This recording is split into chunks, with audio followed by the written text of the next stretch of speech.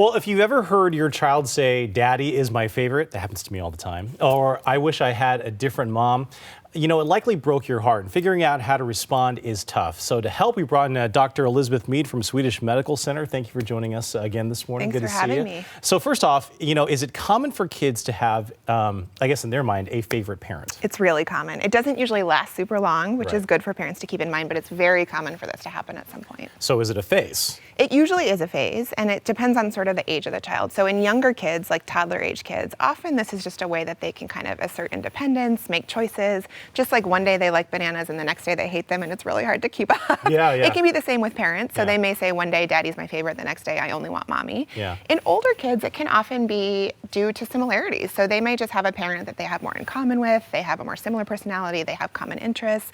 So those are sort of different time periods where it might be for different reasons. I feel like I'm noticing this right now as we speak, because I have 3 kids. I have a 6-year-old, a 4-year-old, and a 1-year-old, and everyone is just clamoring over to their mom right now. All of them at this point. So, you know, I kind of just, I don't know, in our household, we kind of just brush it off.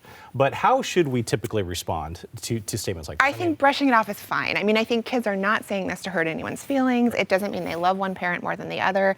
I think it's most important for parents to realize it can't be a competition. Yeah. So your desire to spend time with your kid should be authentic. It shouldn't come from a place of keeping score. Right, because the major concern is actually with my wife, because we're like, oh, you know, the kids really love you and they don't really like me. So, you know, how do you attempt to find a balance between, you know, you and the other parent? Well, I think if you're the current favorite parent, then it's a good idea to sort of think of ways that your children can spend more time with the other parent. So, you know, if mom is the current favorite, she can say, actually, mommy's going to go to the grocery store, but daddy's going to do a really fun activity with you guys, and sort of cultivate that time together.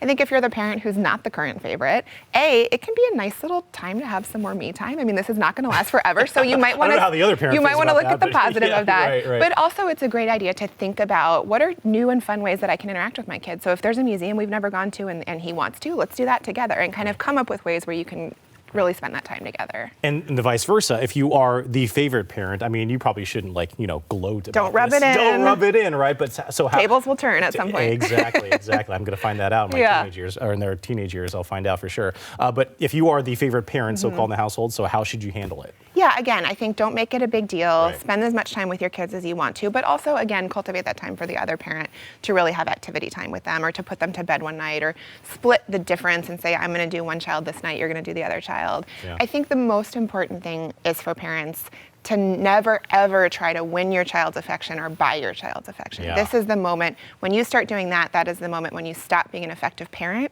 and you really start to change your child's vision of what a love relationship should look like. And we absolutely don't want to do that. Don't get suckered into like buying the toys or going over again the Happy Meals or whatever. All that stuff. Dr. Elizabeth Meade, good to see you. Thanks a lot. Appreciate it. Back over to you.